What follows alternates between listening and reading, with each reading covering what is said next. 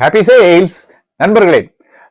ஏதோ ஒரு ஆளை நீங்க இமேஜின் பண்ணிக்கோங்க. ஒரு நடிகனோ நடிகையோ மியூசிக் டைரக்டரோ அல்லது அரசியல்வாதியோ யாராவது ஒருத்தரை இமேஜின் பண்ணிக்கோங்க. அவங்களுடைய வீடை இமேஜின் பண்ணிக்கோங்க. அவங்க வீட்டுக்குள்ள நீங்க காலையில போறீங்க.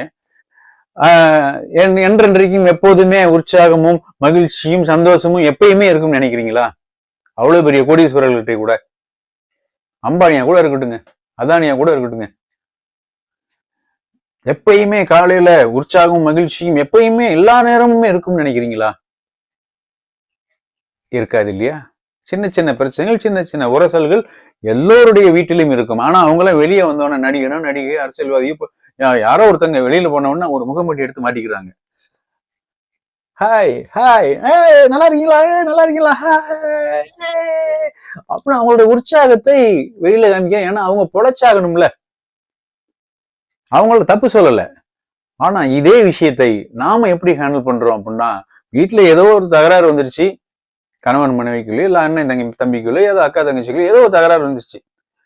நாம இங்க இருந்து போகும்போதே இங்க என்ன சூழ்நிலையில இருக்கிறோமோ அதே சூழ்நிலையில தான் வெளியிலும் போறோம், டிராவல்லையும் அதே மாதிரிதான் போறோம். அல்லது அப்படின்னு ஏதோ ஒரு உணர்வு அல்லது போறோம். ஆபீஸுக்கு போறோம், அங்கேயும் கஸ்டமர் வர ஆரம்பிக்கிறாங்க, அங்கேயும் சொல்லுங்க என்ன வேணும் அப்படின்னு கேட்போம், அல்லது என்ன வேணும் அப்படின்னு கேட்கிறோம். எந்த உணர்வு நீங்க வீட்டுல இருந்து எட்டு வர்றீங்களோ அந்த உணர்வை தான் கஸ்டமர்கிட்ட நம்ம ரெஃப்ளெக்ட் பண்றோம். அந்த சேல்ஸ் சூப்பரா சக்சஸ்ஃபுல்லா ஆகுமா? ஆகாது இல்லையா? அப்படின்னா வீட்டை விட்டு வெளியே வரும்போதே வீட்டில் உள்ள பிரச்சனைகளை இங்க கொண்டு வர வேண்டாம். அந்த நடிகர்கள், அந்த அரசியல்வாதிகள் மாதிரி டக்குன்னு வேற ஒரு முகமுடிய மாட்டிக்கணும். நான் ஹாப்பியா இருக்கேன் அப்படின்னு.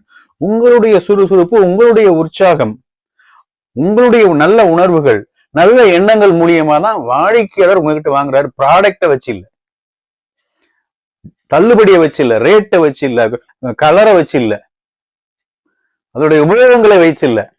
உங்களுடைய உணர்வுகள், உங்களுடைய எண்ணங்கள் எப்படி பிரதிபலிக்குது, நீங்க உள்ள அரைன்னு அரைச்சிக்கிட்டு இருக்கிறது இங்க வந்து தெரிஞ்சிடும், முகத்துல தெரிஞ்சிடும். மாற்றிக்கொள்ளலாமா? எஸ் அப்படின்னா கமெண்ட்ல எஸ் அப்படின்னு போடுங்க.